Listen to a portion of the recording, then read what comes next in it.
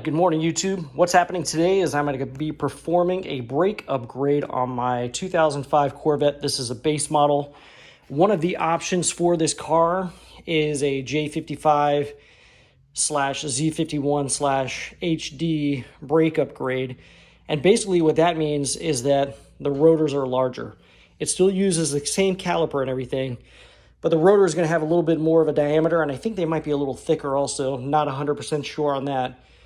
But basically, it's a simple upgrade where all you have to do is remove your wheel, remove your caliper, take the bracket that holds the caliper off, replace it with that bracket, put the new, larger rotor on, and you're all set. So it's a simple, easy upgrade to get a little more braking performance out of your Corvette. It's a factory option, so let's get it done.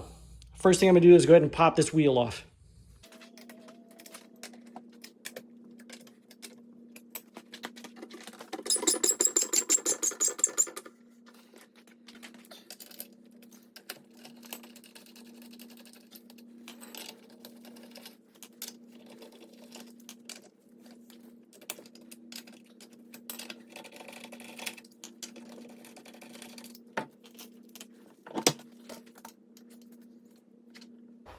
So there are two bolts on the back holding this bracket on. I've got a 21 millimeter here, and I'm going to go ahead and remove those two bolts to slide the caliper away from the rotor.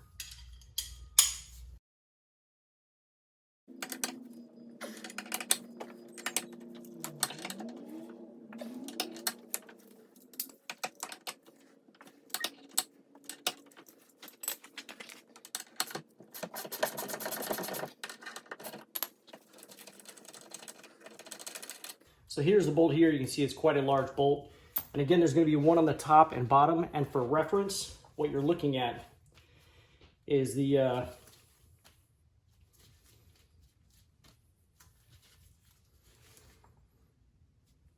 there we go, like that.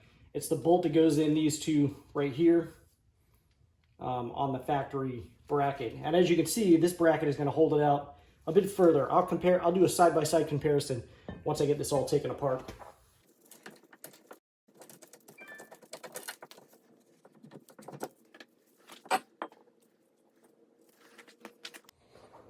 So before you begin pushing that caliper back and changing the pads and everything, what you want to do is open up your brake reservoir here so that the fluid has somewhere to go as you're pushing that piston up.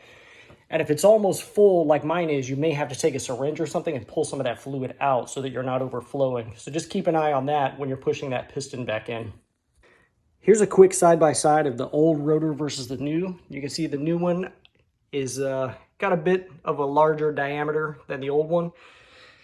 They appear to be about the same thickness, just looking at them. I would have to measure to verify that. But overall, you can definitely see the diameter is larger, which is going to give it more mass, more cooling capability, more heat soak capability, more importantly. I'll show the brackets in just a moment. So you are going to need to push these two pistons back in, but I think I'm going to try to get this bracket off here first because that kind of gives me a little bit more clearance to work. Also, make sure you're not pulling too much on your hose. I've got my car low enough where I can set it on the ground and it's not too much of an issue. If you don't have as much clearance, you may want to get something to set your caliper on, like a little box or something while you're working on it. So the first thing I'm going to do is remove this bracket out of the way. And you see it slides right on these posts. So just kind of pop this little rubber boot off here.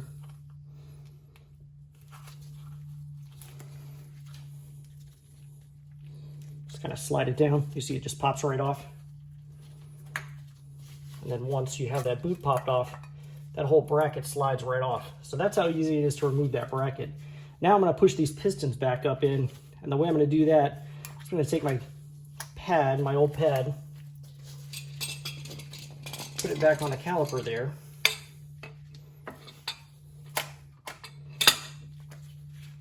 Try not to scratch it all up. I'm going to need to repaint it again anyways because it does have a few chips on it. These aren't factory powder-coated pads or calipers or anything. So that's just like tuba color paint you get from the auto parts store. Held up pretty good though. It's been painted like that for many years, and it's only chipped a little bit.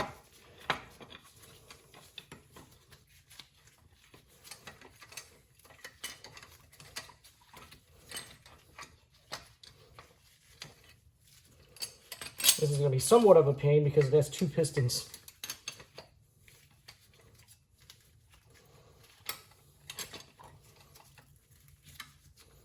Okay. So you're just going to slowly push that piston back in, and I'm probably going to have to alternate sides or use 2 different C-clamps. You could do it either way.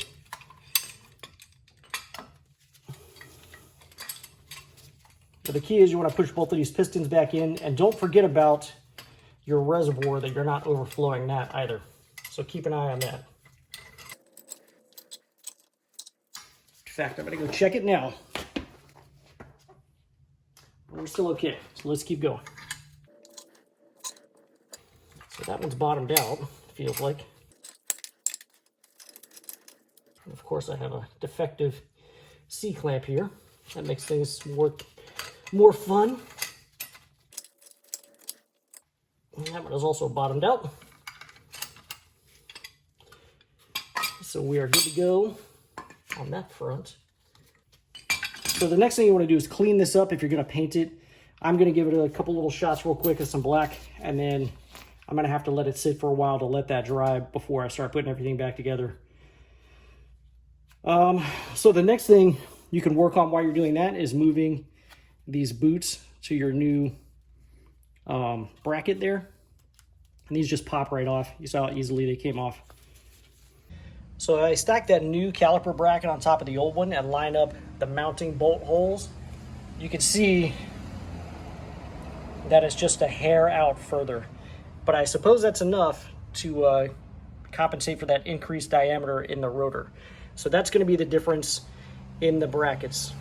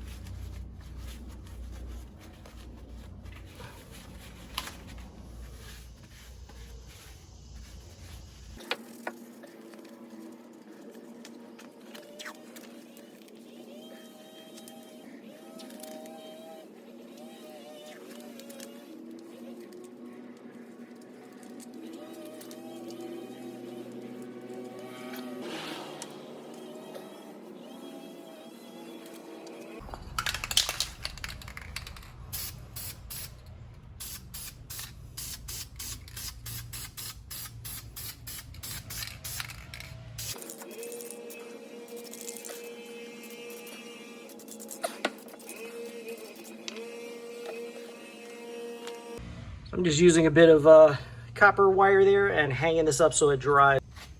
Okay, so after giving this caliper some time to dry, I'm ready to go ahead and install everything. The first thing I'm going to go ahead and do is put my new abatement hardware on my new bracket here, and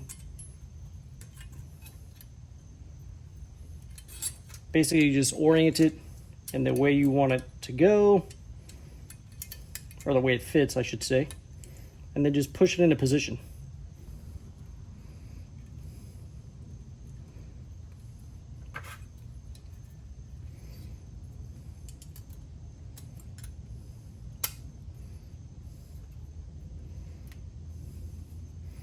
So once I've got my new hardware installed, I'm going to go ahead and lubricate here and then lubricate my pins.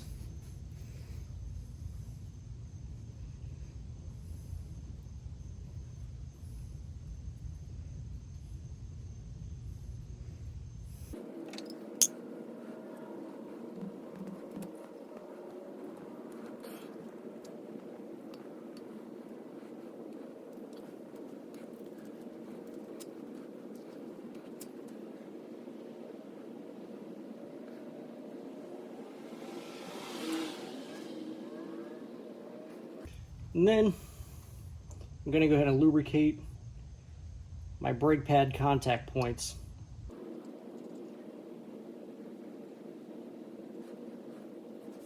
So now I'm going to reinstall these rubber boots here on the new bracket, and they just push right on, as you can see. You might want to get new boots. I didn't think about that before doing this job, but you might want to pick up a set of new boots there. I'm sure they're not expensive at all. I just don't have them. So now I'm just going to slide my bracket on.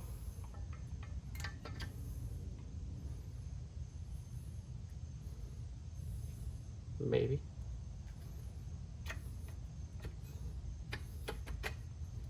There we go. Slide that all the way on and make sure you kind of spin your boots a little bit just to make sure they seat down onto the little lip on your caliper. Now from here, you're just going to install your pads and bolt everything back on like normal. With these brake pads on the other side, I had a hell of a time getting them in. So I determined that the powder coat was really thick on here, and I sanded them down ever so slightly just to get them to fit. I fought with it for about a half an hour and I could not get the other side on. That's when I decided to sand it. So just a heads up there. Also, you want to make sure you lubricate these contact points once again just a little bit, because those are going to slide back and forth on those little abatement clips there.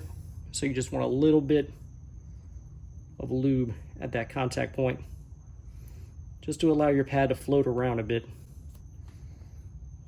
without any binding or squeaking.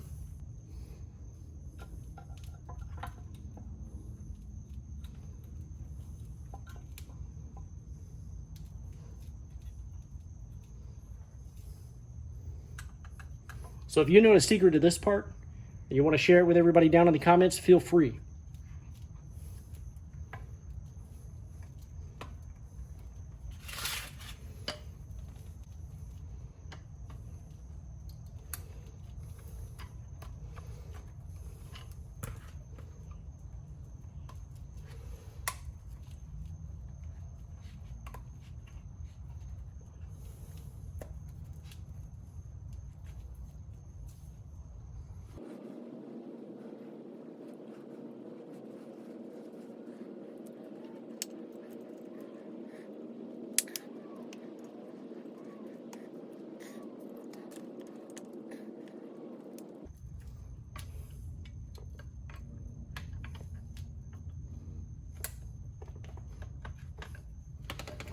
And what I just did there was just kind of put the screwdriver through here and gave it a little twist to kind of push down on the pad.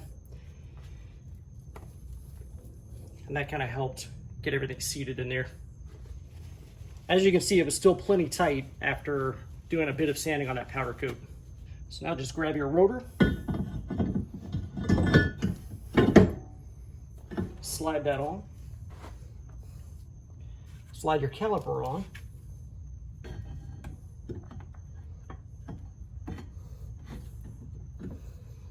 and then put the bolts in the backside.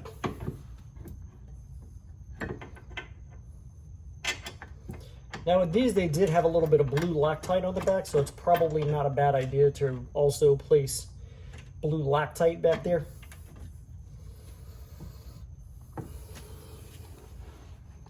I've literally never seen that on any other car ever. So I'm just gonna tighten them back up. And I've had it that way on this car before without the Loctite, so I don't think it's an issue. But do what you like on your car.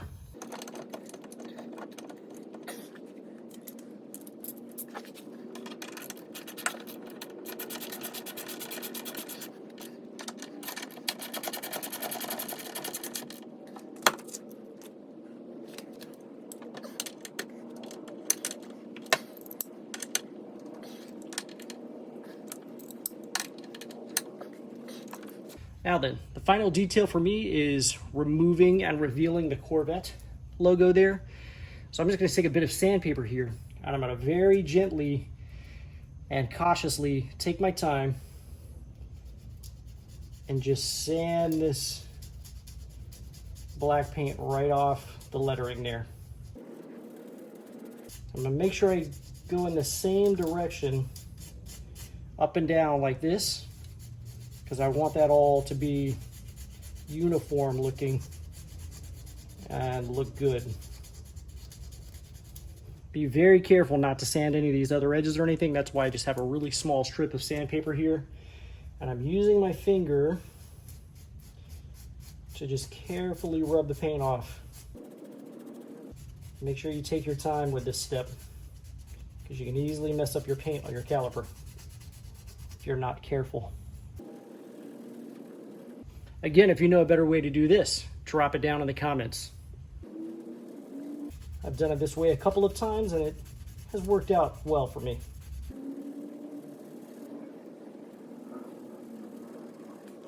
Also, I do have a pretty coarse grit sandpaper. I have 80 grit sandpaper here. That makes it a little easier.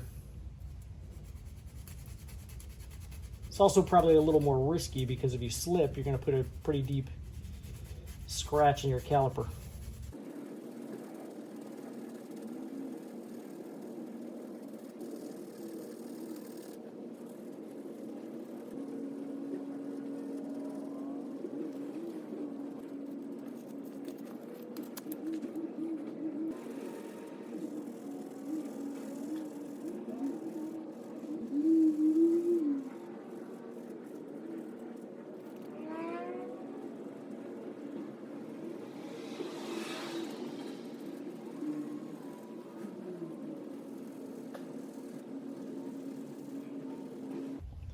So as you can see, this has come out looking pretty good. I'm all done here. The last thing you need to do is put your wheel back on, torque everything up, and go take this thing out to bed in these brakes. But that's basically it, guys. Brake upgrade accomplished. Pretty easy process, really. All you're really doing is changing these back brackets out and adding different rotors. So easy upgrade for the Corvette Z51 brakes. Thank you very much for watching, YouTube. Make sure you hit that like and subscribe button. Thank you.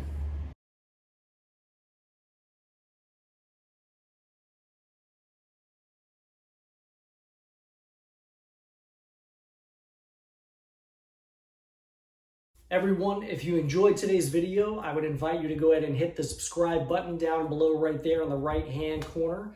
And if you felt that the products in today's video is something you might like to own yourself, there's a product link right up there to the right, upper right-hand corner, or down in the description will be a product link for you to purchase the product as well. Thank you very much for watching, YouTube.